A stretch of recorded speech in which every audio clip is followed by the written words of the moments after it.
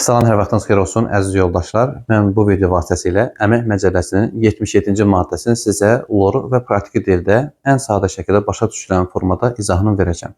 Yəni ki, 77-ci maddədə söhbət nədən gedir? İşçi işdən çıxarkən ona nə qədər müavinət verilməlidir, hansı ki, çox aktual məsələdir və işçi işdən çıxarılarkən onun stajından asılı olaraq ona xəbərdar edilməlidir. Biz bu məqamlara baxacağıq. Deməli, nə oldu? İşçi işdən çıxarılmazdan əvvəl ona nə qədər xəbərdarlıq edilməlidir və yaxud da ki, işçi işdən çıxarıldıqdan sonra ona nə qədər müavinət, yəni məvacib ödənilməlidir. Bu video vasitəsilə bunu siz başa düşəcəksiniz. Kanala abunə olmağı unutmayın ki, bu tipli videolar tez-tez qarşınıza çıxsın. Elə isə gəlin vaxt itirmədən başlayaq. Bu Əmək Məcəlləsinin 77-ci maddəsində öz əksini tapır. Biz burada gəlin bircə nəyə diqqət edək. Əgər 70-ci maddənin, diqqət etməli dinləyirsiniz, əgər 70-ci maddənin B bəndidirsə, 70-ci maddənin B bəndi nədir? İşçilərin sayı və ştat ixtisara düşərsə, yalnız B bəndi, bunu bir çox insan qarışdırır.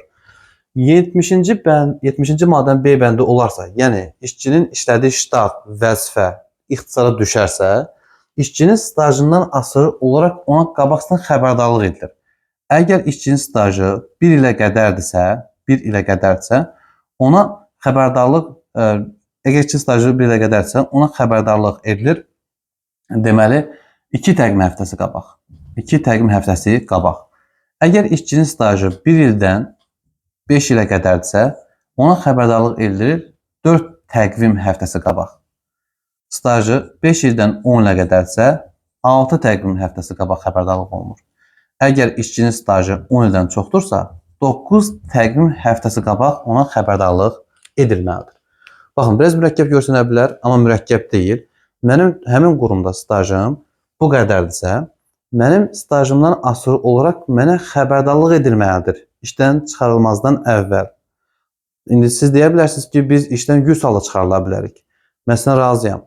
O halda bizə xəbərdarlıq olmalıdır ki, bir çox adam deyir ki, mənə falan halda xəbərdarlıq olmalıdır, falan halda xəbərdarlıq olmalıdır. Düzdür, sənə o halda xəbərdarlıq edilməlidir ki, bu 70-in B-si olsun. 70-in B-si nədir? Sənin işlədiyin ştat ixtisara düşsün, sənin vəzifən ixtisara düşsün. Yalnız bu halda sənin stajından asılı olaraq sənə xəbərdarlıq edilməlidir. Və əgər sənin stajın həmin qurumda 1 ilə qədərdirsə, 2 təqvim həftəsi qabaq xəbərdarlıq olunur. Əgər sənin stajın həmin qurumda 1 ildən 5 ilə qədərdirsə, 4 təqvim həftəsi, 5 il, 10 il, 6 təqvim həftəsi və 10 ildən çox stajın varsa, 9 təqvim həftəsi qabaq xəbərdarlıq olunmalıdır. Bunu biləndən sonra bir məqamda bilməliyəm ki, işçinin razılığı ilə bu xəbərdarlıq əvəzinə ona müavinət də verilə bilər. Bax, bunu bir çoxlarımız bilmirik. Deməli, biz işdən çıxarılacağıq, düzdür. Bizə xəbərdarlıq əvəzinə müavinət ödənilə bilər. O müavinət də yenə bizim stajımızdan asılı olaraq dəyişir. Əgər bizim həmin qurumda, bax bunu bildik, bunu istəmirik də, deyirik ki, bizə xəbərdarlıq etmə bu təqvim həftəsi qabaq. Bunun əvəzinə nə olur? Əgər mənim həmin qurumda 1 ilə qədər stajım varsa, əmək haqqımın, yəni orta aylıq əmək haqqım nə qədərdir? Məsələn, 500, 300, 800. Orta aylıq əmək haqqımın 0.5 misli məbləğində mənə müavinət verilir. Əgər stajım 1 ildən 5-ə qədərdirsə, 0.9 misli məbləğində mənə müavinət verilir.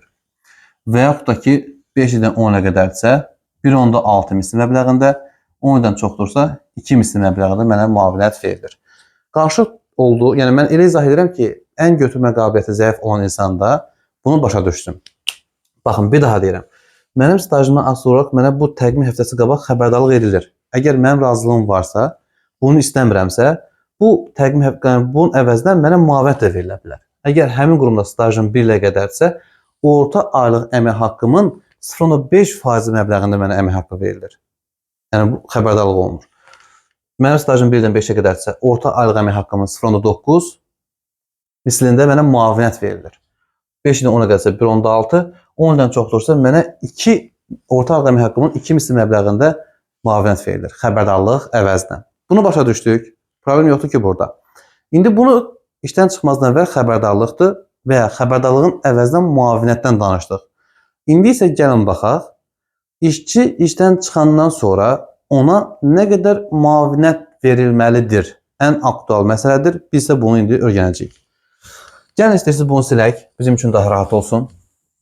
Bizim üçün daha rahat olsun.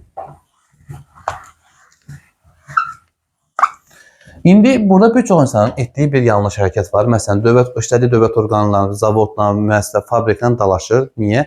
Deyir ki, mənim məsələn bu qədər müavinət verdi, bu qədər müavinət verilməlidir, verildi, verilmədi, iş məhkəməyə gedir. Artıq bunların heç birisinə ehtiyac yoxdur. Bu video vasitəsilə sən işdən çıxandan sonra nə qədər müavinət verilməyini öyrənəcəksən. İndi birinci mən burada bilməliyəm 70-ci maddənin A və B bəndlərini. Çünki bu iki halda müavinət verilir. Baxın, biz siz nə demək istəyirəm yoldaşlar? İşçi işdən bir çox hallarda çıxarıla bilər. Məsələn, intizamsızlığa görə, sınav müddətini özündə unutmadığına görə, yaş həddinə çatdığına görə bir çox hallara çıxarıla bilər. Bu halların heç birisinə müavinət verilmir. İşçi bu iki halda işdən çıxarılarkən ona müavinət verilir. Bu iki hal hansıdır? 70-in A-sı. 70-in A-sı bilirsiniz nədir? Müəssisə ləğv edilərsə, bir də ki, B ştat, yəni işlədiyi ştat yoxdur, o ləğv olarsa. Bax, bu iki halda onun stajından asılı olaraq ona müavinət verilir. Başa düşürsünüz, bir çox adamın qanqan etdiyi, mənə pul verilmir dediyi məqam əslində bu ikisi deyildi, onlar yanlışdır. Sən işdən əgər bu iki səbəbə görə çıxarılırsansa, 70-in A-sı, sənin işlədiyin qurum, müəssisə ləğv olarsa, bir də B, sənin işlədiyin ştat, vahid ixtisara düşərsə, bu iki halda sənə müavinət verilir. Bu iki haldan heç bir halda sənə müavinət verilmir. Və əgər səndə bu iki haldırsa, bunun sənin stajından asılı olaraq müavinət təyin olunur. Gəlin baxaq görək, o da nədir?